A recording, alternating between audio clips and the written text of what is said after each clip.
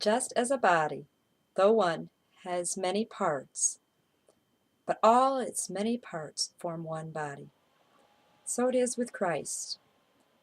For we were all baptized by one Spirit, so as to form one body, whether Jews or Gentiles, slave or free, and we were all given the one Spirit to drink.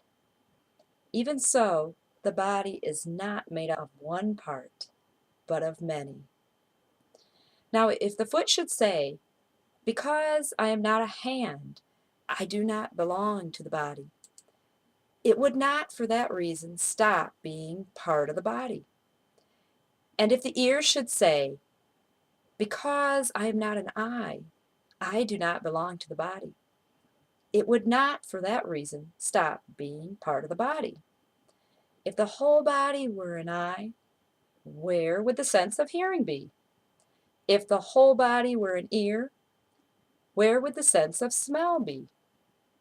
But in fact, God has placed the parts in the body, every one of them, just as He wanted them to be. If they were all one part, where would the body be? As it is, there are many parts, but one body.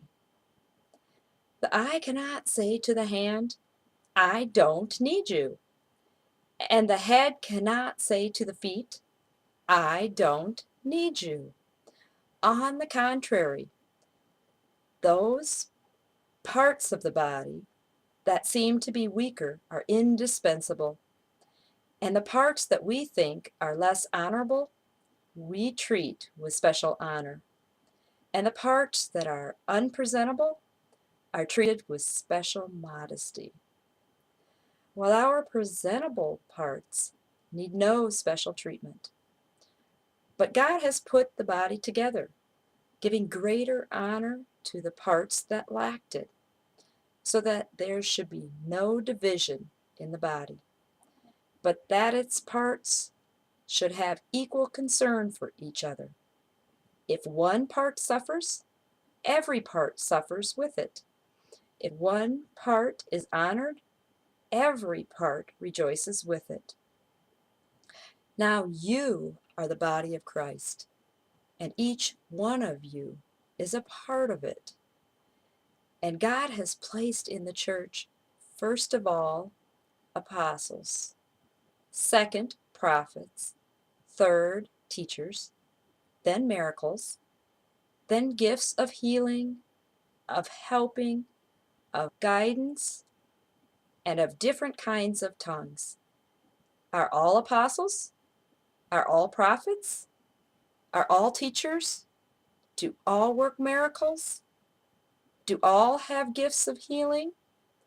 Do all speak in tongues? Do all interpret? Now eagerly desire the greater gifts.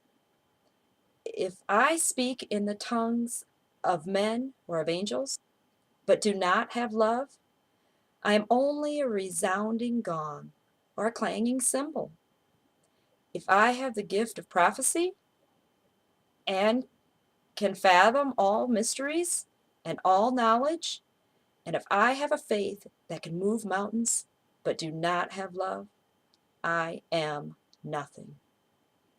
If I give all I possess to the poor and give over my body to hardship, I may boast, but do not have love, I gain nothing. Love is patient. Love is kind. It does not envy. It does not boast. It is not proud. It does not dishonor others. It is not self-seeking. It is not easily angered. It keeps no record of wrongs. Love does not delight in evil, but rejoices with the truth. It always protects, always trusts, always hopes, always perseveres. Love never fails. But where there are prophecies, they will cease. Where there are tongues, they will be stilled. Where there is knowledge, it will pass away. For we know in part, and we prophesy in part. But when completeness comes, what is in part disappears. When I was a child, I talked like a child. I thought like a child, reasoned like a child. When I became a man, I put the ways of childhood behind me. For now we see only a reflection as in a mirror.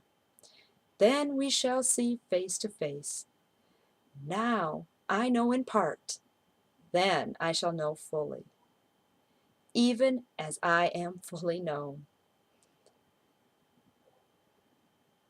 And now these three remain: faith, hope, and love. But the greatest of these is love.